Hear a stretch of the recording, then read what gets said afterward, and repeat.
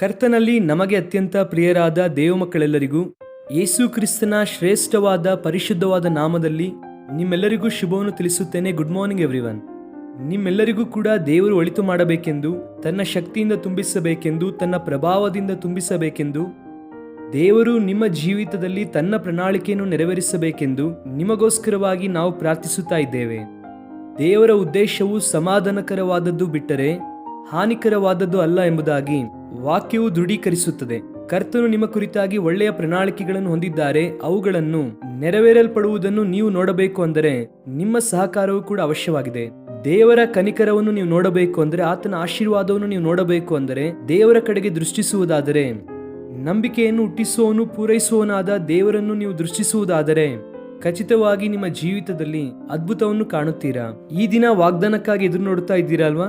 ಸತ್ಯವೇದವನ್ನು ತೆಗೆಯೋಣ. ಕೀರ್ತನೆಗಳು 41ನೇ ಅಧ್ಯಾಯ 2ನೇ ವಾಕ್ಯ. Psalm 41 and verse 2. ಯೆಹೋವನು ಅವನ ಪ್ರಾಣವನ್ನು ಕಾಪಾಡಿ ಉಳಿಸುವನು, ಅವನು ದೇಶದಲ್ಲಿ ಧನ್ಯನೆನಿಸಿಕೊಳ್ಳುವನು. ಯೆಹೋವನೇ, ಅವನನ್ನು ಶತ್ರುಗಳ ಅಧೀನಕ್ಕೆ ಕೊಡಬೇಡ. ಎಷ್ಟು ಸುಂದರವಾದ ವಾಗ್ದಾನ ಇದು! ಭಕ್ತನಾದ ದಾವಿದನು ತನ್ನ ಜೀವಿತದ ಅನುಭವದಿಂದ ಬರೆದಂತಹ ಕೀರ್ತನೆ ಇದು. ದೇವರು ಶತ್ರುಗಳ ಅಧೀನಕ್ಕೆ ಅವರನ್ನು ಕೊಡುವುದಿಲ್ಲ.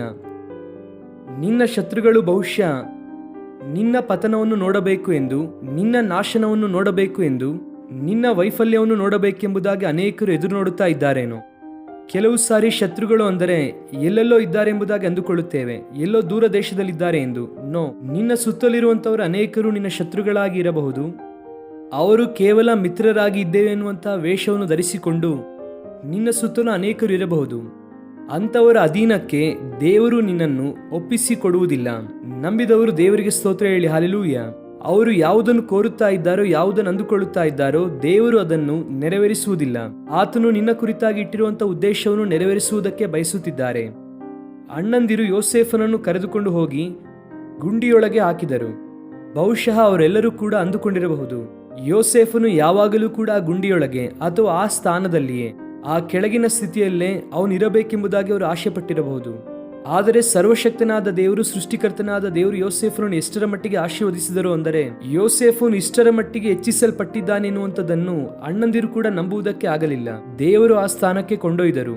ಈ ದಿನ ಪ್ರಜೆಗಳೆಲ್ಲರೂ ಕೂಡ ನಿನ್ನನ್ನೇ ಗುರಿಯಾಗಿಟ್ಟುಕೊಂಡು ಅಗಾಧವಾದ ಸ್ಥಳದಲ್ಲಿ ಅಥವಾ ಗುಂಡಿಯೊಳಗೆ ತಳ್ಳುತ್ತಾ ಇದ್ದಾರಾ? ನೀನು ಕಳವಳ ಪಡಬೇಡ, ಭಯಪಡಬೇಡ. ದೇವರನ್ನೊಂದು ಸಾರಿ ದೃಷ್ಟಿಸು. ಆತನೇ ನಿನ್ನನ್ನು ಮೇಲೆತ್ತುವಂಥದ್ದು. ಗಾಢಾಂಧಕರವಾದ ಸ್ಥಳದಿಂದ, ನಾಶನಕರವಾದ ಗುಂಡಿಯೊಳಗಿಂದ ನಿನ್ನನ್ನು ಮೇಲೆತ್ತುವ ಸರ್ವಶಕ್ತನಾದ ಉನ್ನತನಾದ ದೇವರು ಆತನು. ಆತನನ್ನು ನೀನು ದೃಷ್ಟಿಸಬೇಕು. ಶತ್ರುಗಳ ಅಧೀನಕ್ಕೆ ನೀನು ನನ್ನನ್ನು ಒಪ್ಪಿಸಲಿಲ್ಲ ದೇವ. ಆ ಮಾತುಗಳನ್ನು ನಾವು ಪರಿಶೀಲಿಸುವುದಾದರೆ, ಯೆಹೋವನು ಅವನ ಪ್ರಾಣವನ್ನು ಕಾಪಾಡಿ ಉಳಿಸುವನು. ಕಾಪಾಡುವಂಥದ್ದು ಇಂಗ್ಲಿಷಲ್ಲಿ ಪ್ರಿಸರ್ವ್ ಎಂಬುದಾಗಿ ಉಪಯೋಗಿಸಲ್ಪಟ್ಟಿದೆ. ಹಿಬ್ರಿಯ ಭಾಷೆಯಲ್ಲಿ ಶಮಾರ್ ಎನ್ನುವಂತಹ ಪದ ಉಪಯೋಗಿಸಲ್ಪಟ್ಟಿದೆ. ಶಮಾರ್ ಎನ್ನುವಂತಹ ಮಾತಿಗೆ ಬಹಳ ಒಳ್ಳೆಯ ಅರ್ಥಗಳಿರುತ್ತದೆ. ಏನೆಂದರೆ ಲುಕ್ ನ್ಯಾರೋಲಿ ಎಂಬುದಾಗಿ ಅರ್ಥ. ಲುಕ್ ನ್ಯಾರೋಲಿ ಎಂದರೆ ಬಹಳ ಕೀನಾಗಿ ದೇವರು ಅಬ್ಸರ್ವ್ ಮಾಡುತ್ತಾ ಇದ್ದಾರೆ. ಕೆಲವು ಸಾರಿ ನಮ್ಮಲ್ಲಿ ಒಂದು ಆಲೋಚನೆ ಬರಬಹುದು, ದೇವರು ನಮ್ಮನ್ನು ದೃಷ್ಟಿಸುತ್ತಾ ಇದ್ದಾರಾ? ಆತನು ನನ್ನ ಮೇಲೆ ಲಕ್ಷ್ಯವಿಡುತ್ತಾ ಇದ್ದಾರಾ?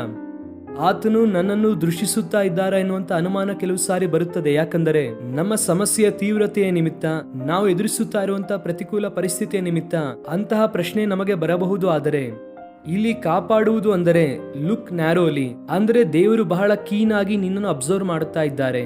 ನಿನ್ನ ಜೀವಿತದಲ್ಲಿ ನಡೆಯುವಂತಹ ಪ್ರತಿ ವಿಷಯವನ್ನು ಕೂಡ ಆತನು ಗಮನಿಸುತ್ತಾ ಇದ್ದಾರೆ. ಆತನು ಕಾಪಾಡುತ್ತಾ ಇದ್ದಾರೆ. ಶಮಾರ್ ಎನ್ನುವಂತಹ ಮಾತಿಗೆ ಅರ್ಥ ಅದೇ, ಲುಕ್ ನ್ಯಾರೋಲಿ, ಪ್ರೊಟೆಕ್ಟ್ ಎಂದು ಅರ್ಥ. ದೇವರು ನಮ್ಮನ್ನು ಪ್ರೊಟೆಕ್ಟ್ ಮಾಡುತ್ತಾರೆ. ನಿನ್ನನ್ನು ಕಾಪಾಡುವ ಆತನು ತೂಕಡಿಸುವುದಿಲ್ಲ, ನಿದ್ರಿಸುವುದಿಲ್ಲ.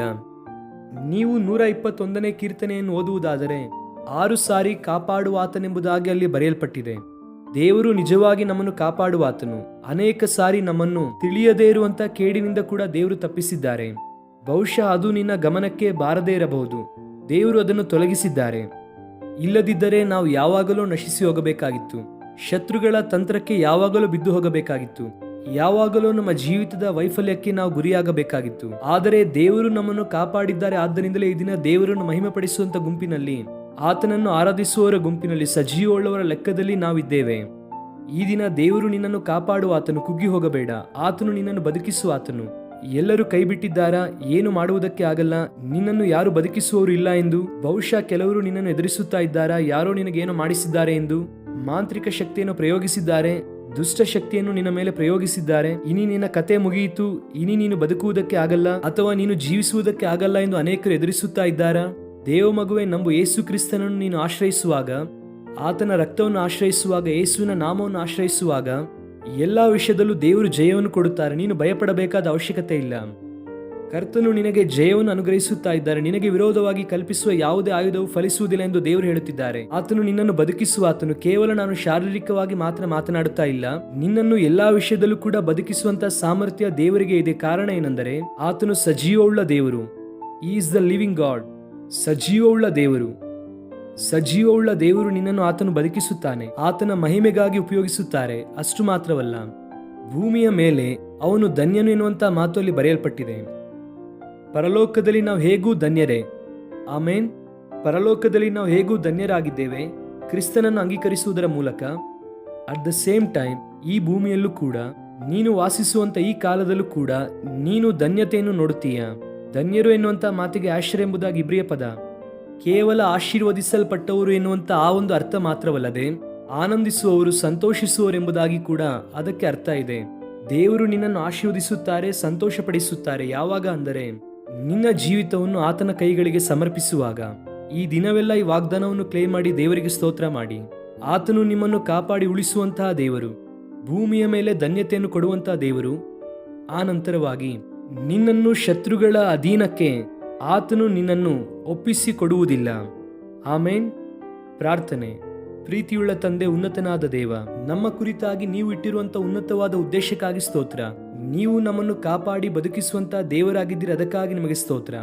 ನಿಮ್ಮ ಉನ್ನತವಾದ ಅನುಭವದಲ್ಲಿ ನಮ್ಮನ್ನು ನಡೆಸಿ ಬಲಪಡಿಸಿ ಸಹಾಯ ಮಾಡಬೇಕು ಎಂಬುದಾಗಿ ಈ ವಾಗ್ದಾನವನ್ನು ನಮ್ಮ ಪ್ರಿಯರೆಲ್ಲರ ಜೀವಿತದಲ್ಲಿ ನೀವೇ ನೆರವೇರಿಸಿ ಸಮೃದ್ಧಿಯುಳ್ಳ ಜೀವಿತವನ್ನು ಅವರಿಗೆ ಅನುಗ್ರಹಿಸಿ. ಸ್ತುತಿ, ಘನ, ಮಾನ, ಮಹಿಮೆ ನಿಮಗೆ ಮಾತ್ರ ಸಲ್ಲಿಸುತ್ತಾ ಯೇಸು ಕ್ರಿಸ್ತನ ಶ್ರೇಷ್ಠವಾದ ನಾಮದಲ್ಲಿ ಬೇಡಿ ಹೊಂದಿಕೊಳ್ಳುತ್ತೇವೆ ತಂದೆಯೇ.